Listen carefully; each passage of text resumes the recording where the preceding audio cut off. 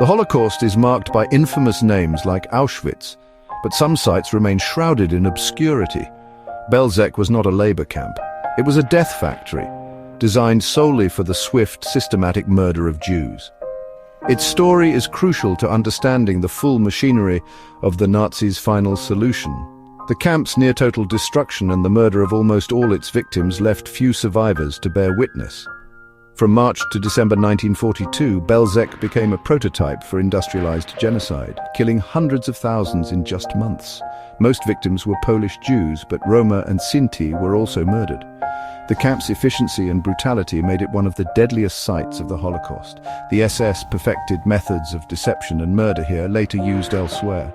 Belzec's obscurity is a result of deliberate Nazi erasure, destroying the camp and its witnesses. Learning about Belzec forces us to confront the full scope of Nazi evil, beyond the more familiar stories.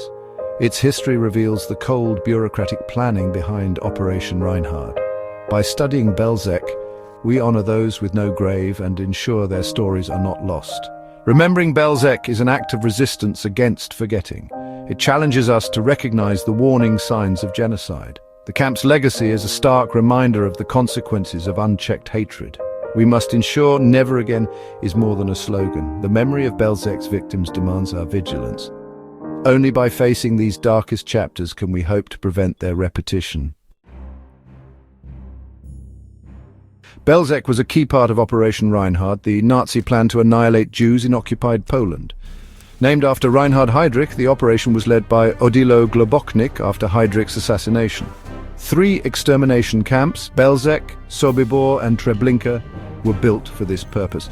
Belzec's location near major rail lines made it ideal for mass transports. Its remote setting helped conceal its true function. Construction began in late 1941, overseen by SS officers experienced in mass murder. Christian Wirth, notorious for his role in the T4 euthanasia program, designed Belzec's killing process. Operation Reinhard marked a shift from forced labor and shootings to industrialized extermination. Belzec had only a small group of Jewish prisoners forced to assist in the killings. These Sonderkommandos were regularly murdered and replaced to maintain secrecy. The camp's compact design maximized control and killing efficiency.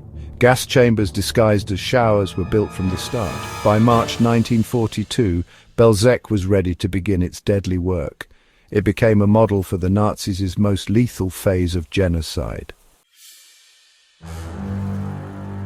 The journey to Belzec began with brutal transports, days in sealed cattle cars without food or water. Many died before even reaching the camp. Upon arrival, victims were met with calculated deception. SS officers told them they were at a transit camp, about to be showered and sent to labor elsewhere. This lie was designed to prevent panic and ensure compliance. Exhausted and desperate, many clung to hope. Families were separated, men from women and children. Victims were forced to undress and surrender all belongings. Hair was cut and signs reinforced the illusion of hygiene. The process was swift, humiliating, and utterly dehumanizing. Armed guards drove the victims forward with violence and threats. The entire system was engineered to funnel people efficiently to their deaths. Deception was a weapon, robbing victims of dignity and hope until the very end. Within hours of arrival, most were dead. The efficiency of this process was central to Belzec's horror. The camp's machinery of death relied on lies as much as violence. Belzec's design was chillingly efficient. The camp was split into 2 zones, a reception area and an extermination area. Victims arrived at the railway ramp undressed and surrendered their belongings in Camp 1. The extermination area, Camp 2, was hidden and heavily guarded. A narrow camouflage path, the tube, connected the two, forcing victims single file toward the gas chambers. Guards lined the path, using violence to drive people forward. The process from arrival to death often took just hours. This speed minimized resistance and maximized the number of victims killed daily. The SS, led by Christian Wirth and later Gottlieb Hering, refined this system to industrial perfection. Jewish Sonderkommandos were forced to manage belongings, guide victims, and remove bodies. Their own survival was always temporary. They witnessed and participated in the destruction of their own people under threat of death. The camp's layout embodied the Nazis' cold, calculated approach to mass murder. Every detail served the goal of efficient extermination. Belzec was a factory of death, engineered for maximum efficiency and secrecy. Belzec's primary weapon was the gas chamber. Initially, 3 small wooden chambers used carbon monoxide from a tank engine. Victims were packed inside, doors sealed, and exhaust fumes pumped in. Death took 20 to 30 agonizing minutes. The cries of the dying echoed outside, ignored by the SS and guards. As transports increased, larger concrete gas chambers replaced the originals, boosting killing capacity. The process remained the same: deception, crowding, and asphyxiation. Sonderkommandos removed bodies, extracted gold teeth, and searched for valuables. Their work was physically and psychologically devastating. They were periodically murdered to maintain secrecy. The system was designed to leave no witnesses. Belzec's killing process was a model of industrialized, impersonal murder. The camp's efficiency set the standard for Nazi extermination. Early in Belzec's operation, bodies were buried in massive pits. The sheer number of victims quickly overwhelmed these graves. Decomposition caused environmental problems and threatened to expose the crimes. In late 1942, Himmler ordered all mass graves exhumed and bodies burned. Sonderaktion 1005. Jewish prisoners were forced to dig up and incinerate the corpses on huge pyres. The work was horrific, the stench inescapable for miles. Bones were crushed, ashes scattered, all to erase evidence. This systematic destruction of remains was a desperate attempt to hide the scale of murder. The Nazis sought not just to kill, but to obliterate all traces of their crime. Belzec became a place where even memory was targeted for destruction. By late 1942, Belzec's killing mission was nearly complete. The Nazis turned to erasing all evidence of the camp. Buildings were demolished, debris buried, and the ground leveled. Trees were planted and a farm established to disguise the site. The last Jewish prisoners forced to destroy evidence were sent to Sobibor and murdered. Almost no direct witnesses remained.